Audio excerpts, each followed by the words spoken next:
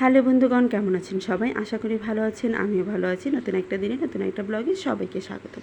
আশা করি ব্লগটা ভালো লাগবে। ভালো লাগলে লাইক কমেন্ট শেয়ার দিয়ে পাশে থাকবেন। আজ গিয়েছিলাম একটু বাহিরে একটু কেনাকাটা করার জন্য, কিন্তু যাওয়ার সময় ছিল একদম কটকটে রৌদ্র। একটু যাওয়ার পরেই দেখি যে হঠাৎ করে এমন বৃষ্টি শুরু হয়েছে। অবশ্য আমার হাতে ছাতা ছিল, আমি এখন যেখানেই যাই ছাতা নিয়েই যাই, কারণ এখন যে সময় হঠাৎ এই যে রোদ এই যে বৃষ্টি, তার জন্য ছাতা ছাড়া আমি কোথাও বের হই না। তাই ছাতাটা নিয়েই যাই, যার ফলে আমি ছাতাটা খুলে নিলাম আর আমার মাথায় একটু বৃষ্টি পড়ছে না।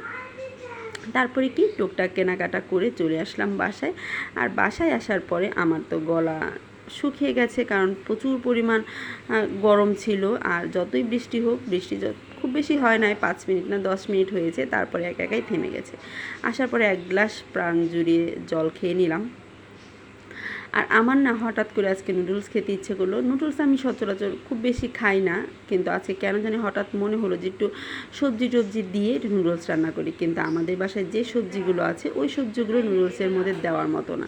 তাই ভাবলাম খেতে যেহেতু ইচ্ছে করছে, তাই সবজি না নর্মালভাবে শুধুমাত্র ডিম দিয়ে নুডলসটা রান্না করব।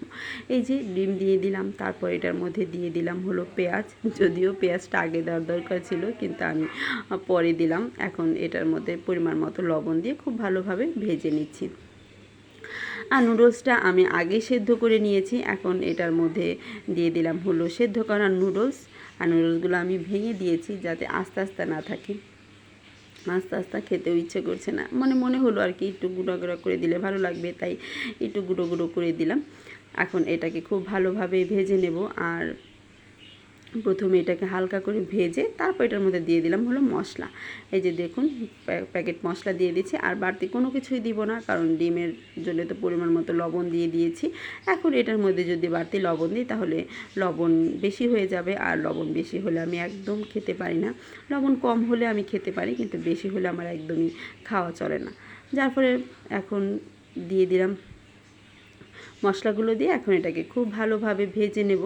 ভেজে নিলে আমার নুডলস রান্না হয়ে গেছে, একদম কমপ্লিট। আর অনেক দিন ধরে আজকে হঠাৎ করে কেন জানি খেতে ইচ্ছে করলো, আমি বুঝতেই পারলাম না। আমার নুডলস রান্না হয়ে গেছে, এখন আমি প্লেটের মধ্যে বেড়ে নিচ্ছি।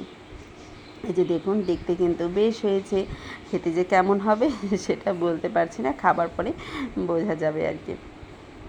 এখন আমি একটু সময় রেখে দিব হালকা একটু ঠান্ডা হওয়ার জন্য, কারণ এত গরম জিনিস তো আর খাওয়া যাবে না। আর আমি নুডলস খাবো, আমার ছেলেকে রান্না করে দিব না, সেটা কি হয়? তাই ছেলের জন্য একটু স্যুপজাতভাবে রান্না করে দিয়েছি, কারণ এই যে স্যুপটা ও খেতে খুব পছন্দ করে, যার ফলে আমি এভাবেই ওকে রান্না করে দেওয়ার চেষ্টা করি। এখন দেখুন, ও ঝোলটা খাওয়ার জন্য একদম পাগল হয়ে গেছে। নুডলস খাবে না, শুধুমাত্র এটার যে ঝোল আছে সেটা খাবে। আর আমি এই কাজটাই করছি, একটু একটু করে ওকে মুখে ঝোলগুলো দিচ্ছি। পরবর্তীতে আমি ঝোলটা খাওয়ার যখন ও শেষ হয়ে যাবে, তখন আমি বাকি যে নুডলস আছে সেটা খাওয়াবো আর কি।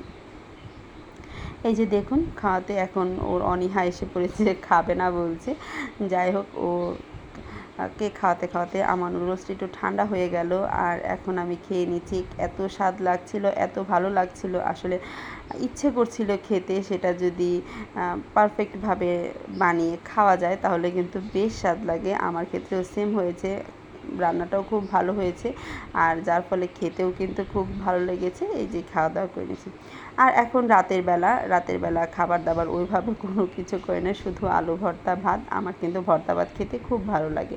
আপনাদের কেমন লাগে প্লিজ আমাকে কমেন্টস করে জানাবেন। আর আলু ভর্তার তো আমার কোনো তুলনা হয় না, এটার মধ্যে বেশি করে পেঁয়াজ দিয়ে, বেশি করে সরিষার তেল দিয়ে রান্না করে খেতে, কিন্তু ভর্তা বানিয়ে খেতে আমার খুবই ভালো লাগে।